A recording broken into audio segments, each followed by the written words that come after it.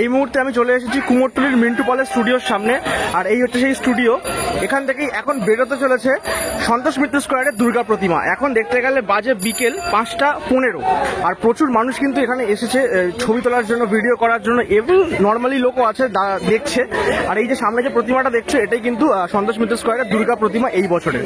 Already কিন্তু এবারে টানা শুরু হবে ঠাকুর, সেই সমস্ত মুহূর্ত তোমাদের সাথে কিন্তু শেয়ার করবো এই ছোট্ট একটা ভিডিওর মাধ্যমে।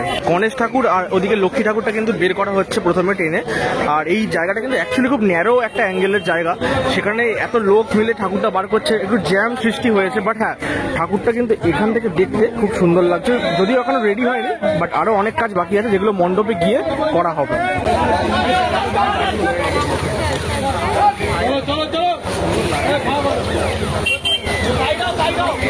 লক্ষ্মী আর গণেশকে কিন্তু প্রথমে বের করে আনা হলো, এবারে কিন্তু গাড়িতে তোলা হচ্ছে।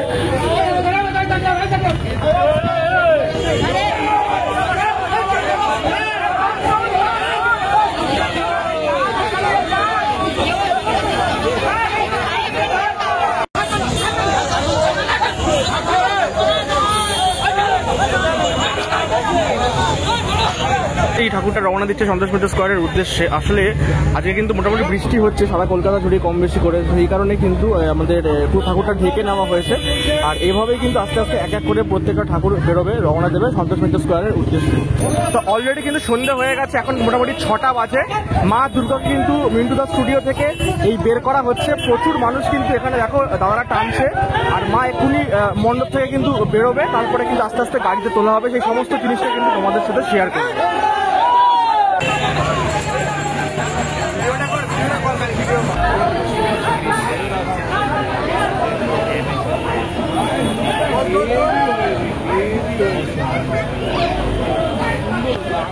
মাকে কিন্তু স্টুডিও থেকে জাস্ট বার করা হলো, সামনে প্রচুর মানুষের ভিড়। হ্যাঁ, মাকে দেখতে কিন্তু খুব সুন্দর লাগছে, স্পেশালি মায়ের মুখটা কিন্তু খুব মিষ্টি লাগছে, এইটুকু আমি বলতেই পারি, খুব ভালো লাগছে দেখতে।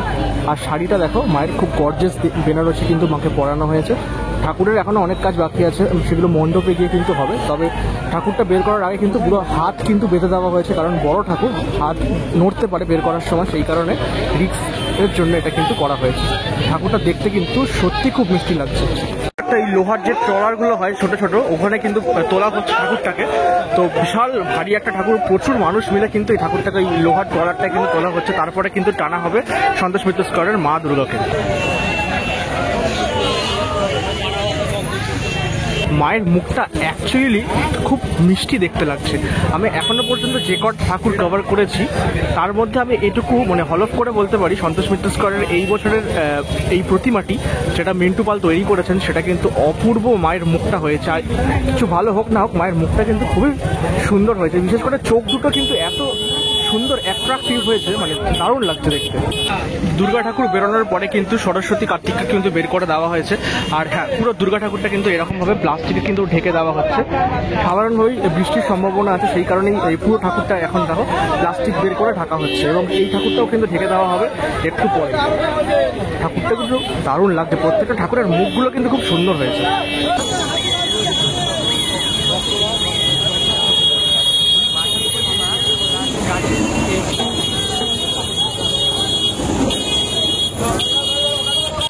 সরস্বতী ঠাকুরের যে শাড়ির কালারটা এতটা সুন্দর দেখতে লাগছে, একটা ডিপ ব্লু কালারের কিন্তু শাড়ি আমরা দেখতে পাচ্ছি সরস্বতী ঠাকুরের, আর অসাধারণ লাগছে কিন্তু। এবং হ্যাঁ, ঠাকুরটা কিন্তু এখন এই ট্রেলারে কিন্তু তোলা হবে, সেই কারণে এই প্রস্তুতি কিন্তু চলছে। দেখো এখানে কিন্তু এই দড়ি ধরে বেঁধে তারপরে কিন্তু এই ট্রেলারটাই তোলা হবে। এইভাবেই তারপরে তুলে ঠাকুরটা ঢেকে দেওয়া হবে। তো আজকের এই ভিডিওতে তোমাদেরকে দেখালাম সন্তোষ মিত্র স্কোয়ারের দুর্গা প্রতিমা, যেটা মিন্টু পালের স্টুডিও থেকে বেরোলো, এখন রওনা দেবে সন্তোষ মিত্র স্কোয়ারের উদ্দেশ্যে। এই হচ্ছে মাতৃ প্রতিমা, এখনো উঠছে। আর আজকের এই ভিডিওটা এইটুকুই থাকলো তোমাদের জন্য। মাতৃ প্রতিমা কিন্তু খুব সুন্দর হয়েছে, স্পেশালি মুখটা কিন্তু এত মিষ্টি, আমি এর আগে অন্য কোনো ঠাকুরের অন্তত এই বছরে দেখিনি। এত সুন্দর একটা মায়ের মুখ আমি দেখলাম। তোমাদের কেমন লাগলো জানিও, আর ভিডিওটা ভালো লাগলে লাইক, কমেন্ট, শেয়ার এগুলো করে দিও। দেখা হচ্ছে খুব তাড়াতাড়ি পরবর্তী ভিডিওতে। আজকের মতো এখান থেকে বিদায় নিলাম।